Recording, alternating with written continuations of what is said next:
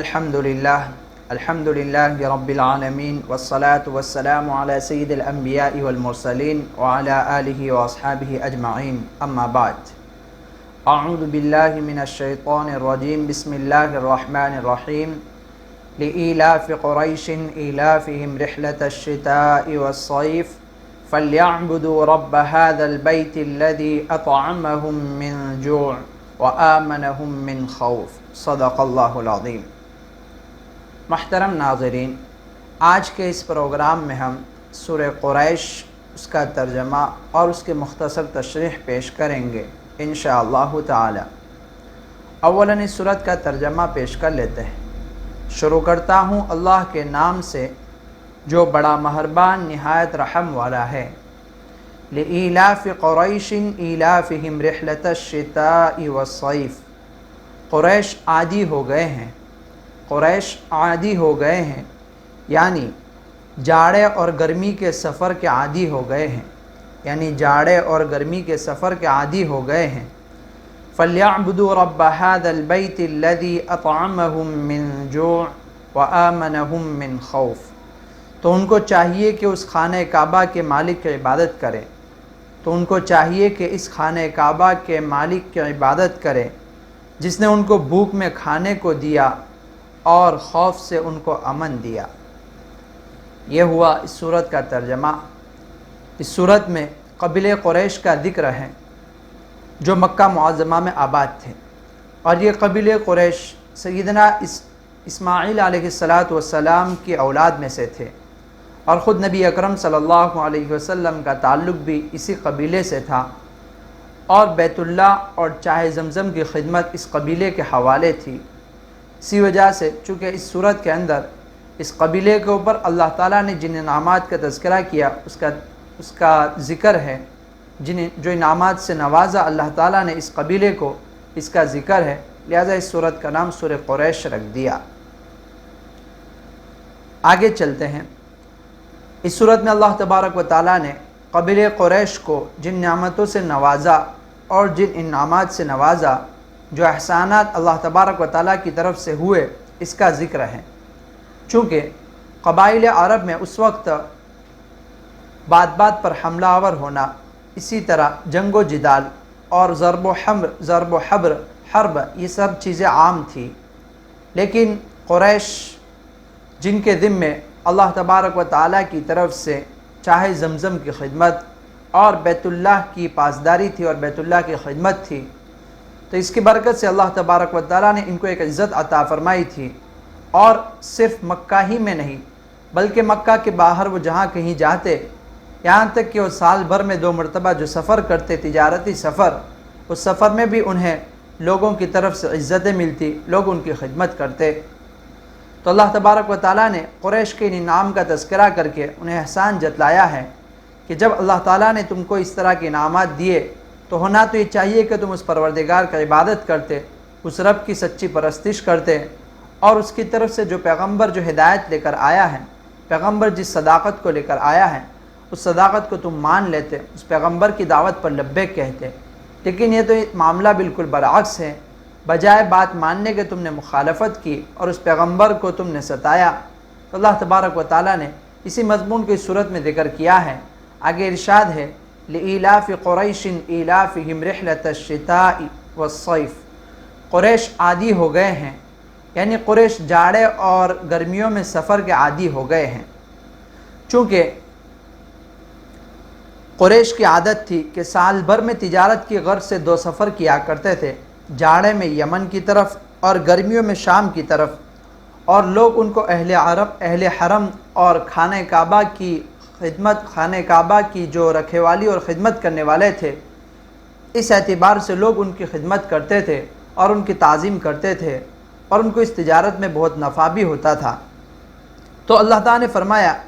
کہ جب ان کا یہ حال ہے، اللہ تعالیٰ کی طرف سے ان کو یہ انعام ہے، تو ان کو چاہیے کہ فَلْيَعْبُدُوا رَبَّ هَذَا الْبَيْتِ، وہ اس گھر کے رب کی پرستش کرتے، وہ اس گھر کے رب کی پرستش کرتے، عبادت کرتے، جس رب نے ان کو بھوک میں کھانا کھلایا اور جس نے ان کو امن سے محفوظ رکھا، ان کو خوف سے محفوظ رکھا، اور جن کو خوف سے محفوظ رکھا۔ یعنی ان کو یہ چاہیے کہ اس خانہ کعبہ کی مالک کی عبادت کیا کرے جس نے ان کو بھوک میں کھانا دیا اور خوف سے ان کو امن دیا۔ یعنی اس گھر کے طفیل، جس گھر کی یہ لوگ پاسداری کرتے تھے، جس گھر کی یہ لوگ حفاظت کیا کرتے تھے اللہ تبارک و تعالیٰ کے، اس گھر کے طفیل اللہ تعالیٰ نے تم کو روزی دی اور تم کو چین سکون دیا، جبکہ سارے عرب میں لوٹ کھسوٹ اور ڈکیٹی اور چوری کا رواج تھا، یہ سب چیزیں عام تھی، لیکن اللہ تعالیٰ نے اس گھر کی برکت سے تم کو خود اپنے گھر میں، اپنے علاقے میں، خود اپنے شہر میں امن چین سکون دیا اور روزی پہنچائی۔ اور یہی نہیں بلکہ دور دراز کے علاقوں میں تم بے خوف و خطر سفر کر سکتے اور وہاں پر بھی لوگوں کی محبت تمہارے لیے ہو اور لوگ تمہارے سامنے اچھی طریقے سے پیش آئے اور تمہاری خدمت کرے۔ یہ سب اللہ تعالیٰ ہی کی طرف سے احسانات ہیں۔ تو اللہ تعالیٰ نے ان احسانات کو یاد دلا کر قریش کے اندر جذبہ شکر کو بیدار کیا اور یہ کہا کہ تمہیں اللہ تعالیٰ کا شکر بجا لانا چاہیے، اور اس شکر میں اللہ تعالیٰ کا جو پیغام ہے اس کے نبی کی زبانی اللہ تعالیٰ اپنے پیغمبر کے ذریعے جو پیغام لے کر بھیجے اللہ تعالیٰ نے اپنے پیغمبر کو، اس پیغام پر تمہیں لبیک کہنا چاہیے اور اس نبی کی بات کو مان لینا چاہیے اور اس رب کی حقیقی اور سچی پرستش کرنی چاہیے۔ کیونکہ انسان کے اندر جب احسان کا احساس پیدا ہو جاتا ہے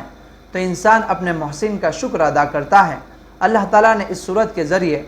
قریش کے اندر جو اللہ تعالیٰ کی طرف سے جو انعامات اور احسانات کیے گئے تھے، ان انعامات اور احسانات کا احساس دلایا اور ان کے دلوں میں جذبہ شکر کو بیدار کیا۔ یہاں تک تو اس صورت کا ترجمہ اور اس کی مختصر تشریح تھی۔ آگے علامہ تھانوی رحمۃ اللہ علیہ کے حوالے سے، چونکہ علامہ تھانوی رحمۃ اللہ علیہ نے اس صورت کے تحت اپنی کتاب تفسیر بیان القرآن میں مسائل سلوک کے اندر اس ایک بات کو ذکر کیا ہے، مناسب سمجھتا ہوں کہ آپ حضرات کے سامنے بھی وہ ذکر کرتا چلوں۔ علامہ تھانوی رحمۃ اللہ علیہ مسائل سلوک میں سورہ قریش کے تحت تحریر فرماتے ہیں کہ جس کسی آدمی کو یا جس کسی خاندان کو یا قبیلے کو اللہ تبارک و تعالیٰ کسی دینی نسبت سے اللہ تعالیٰ اس کو مال و دولت اور عزت و جاہ عطا فرمائے تو اس کو چاہیے کہ وہ اللہ تعالیٰ کی اطاعت کرے اور اس کا شکر بجا لائے، نہ کہ اس کے اوپر دعوی استحقاق کرے اور اس کے اوپر فخر و مباحت سے کام لے۔ جیسا کہ یہاں پر قبیلہ قریش کو اللہ تعالیٰ نے جو مال و دولت اور جو عزت عطا فرمائی تھی وہ محض اس وجہ سے کہ وہ بیت اللہ کی خدمت کیا کرتے تھے اور چاہے زمزم یعنی زمزم کے کنویں کی خدمت ان کی ذمہ تھی، تو اس نسبت سے اللہ تعالیٰ نے ان کو یہ چیزیں عطا فرمائی دی، مال و دولت اور عزت و جاہ۔ تو اللہ تعالیٰ نے اس سے ان چیز کا مطالبہ کیا کہ فَلْيَعْبُدُوا رَبَّ هَذَا الْبَيْتِ، وہ اپنے اس گھر کے رب کی عبادت کیا کریں۔ آگے اخیر میں سورہ قریش کی چند خصوصیات ذکر کر کے آج کے اس پروگرام کو ہم ختم کرتے ہیں۔ سورہ قریش، اس سورت کے متعلق بزرگان دین نے لکھا ہے کہ یہ سورت دشمن وغیرہ کے خوف کے لیے پڑھی جائے تو نہایت مجرب عمل ہے، یعنی اگر دشمن وغیرہ کا خوف ہو تو اس سورت کو پڑھنے سے خوف دور ہو جاتا ہے، امن مل جاتا ہے۔ خود علماء محققین نے لکھا ہے کہ یہ عمل بڑا آزمودہ ہے اور مجرب ہے۔ حضرت علامہ قاضی ثناء اللہ صاحب پانی پتی رحمۃ اللہ علیہ اپنی تفسیر مظہری میں اپنے شیخ مرزا مظہر جانے جانا رحمۃ اللہ علیہ کے حوالے سے لکھتے ہیں کہ مجھے میرے شیخ نے یہ حکم دیا ہے کہ جب بھی کوئی مصیبت کا موقع ہو یا خوف کا موقع ہو تو اس مصیبت کو اور خوف کے دفاع کے لیے میں صورت پڑھا کروں، لہٰذا میں نے یہ عمل بڑا مجرب پایا اور میں نے اس کا تجربہ کیا اور یہ عمل میں نے صحیح پایا۔ اللہ تعالی ہمیں آخر میں دعا ہے کہ اللہ تعالی ہمیں دینی دنیاوی نعمتیں ہم کو عطا فرمائی ہے، اس کا شکر ادا کرنے کی توفیق عطا فرمائے اور ہمیں اس دنیا میں اور آخرت میں بھی اللہ تعالی چین سکون سے رہنے کی توفیق عطا فرمائے۔ آمین وآخر دعوانا الحمد للہ رب العالمین۔ السلام علیکم ورحمۃ اللہ وبرکاتہ۔